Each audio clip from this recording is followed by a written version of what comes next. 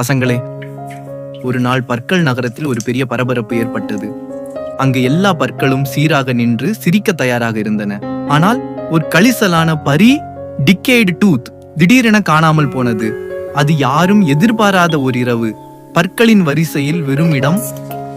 அந்த இடத்தை பார்த்ததும் மற்ற பற்கள் எல்லாம் அதிர்ச்சி அடைந்தன. எங்க போனது அந்த டிக்கேட் டூத் என்ற பயம் எல்லோருக்கும். அப்போதே வந்தான் எங்கள் நாயகன் டிடெக்டிவ் பல்.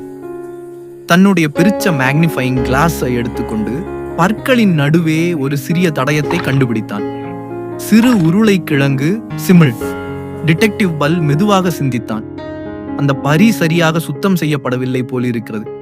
அதனால் பாக்டீரியாக்கள் வந்து விட்டன, பரியை பாதித்து விட்டன. அந்த பரி கழிசலான பரி ஆகி நம் நகரத்திலிருந்து மறைந்து விட்டது. மற்ற பற்கள் பயந்தன.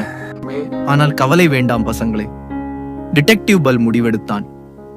நாம் தினமும் இரவில் பச்சுத்தம் செய்தால் பற்கள் எல்லாம் பாதுகாப்பாகவும் மகிழ்ச்சியாகவும் இருப்பவை.